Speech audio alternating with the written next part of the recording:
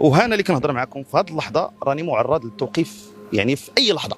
ما بقى والو، ما بقى ما يتقال وما بقى ما يتعج في هذه البلاد. وحتى وان وصل الامر الى العزل، يكفي ان التلاميذ ديالي اللي قريتها هما كاينين وسط الحلقيه كيسيروا هذا النقاش هذا وكيسيروا هذا الشكل النضالي. هذا ضحك على الدقون، هذا ضر للرماد في العيون، هذا استهتار للتعليم وتحقير للتعليم.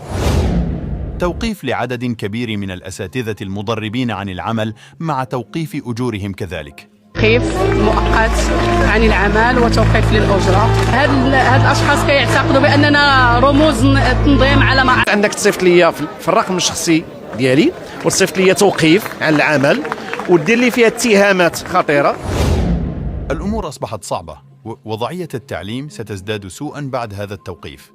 أساتذة كتبان لهم الحكومة بحال شي شبح أو يعني عدو. إخبار تعسفي مما معناه توقيف مؤقت عن العمل وتوقيف للأجرة.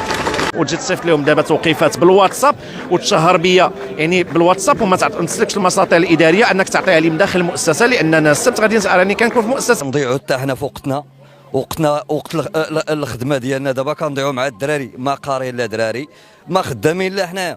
هاد الاشخاص كيعتقدوا باننا رموز تنظيم على ما اعتقد، لكن التنسيقيه الموحده ليس لها رؤوس. كيخرقوا القانون، ان الناس بداو كيتسيدوا، ان الناس بداو كيتجاوزوا. الناس كيجيبوا ولادهم مع 9 ونص، خدام مع 8 ونص، وكتجي كتريح يحضر المدرسه حتى 9 ونص ويقول لك القرايه ما كايناش. كيظن بانه حبس الحراك راه غيحبس، راه عاد بدا الحراك، ولكن كيظن هذا المجتهد هذا على انه غادي يخوفنا ويرهبنا وغادي نرجعوا في حالاتنا، راه هذا غلط. حنا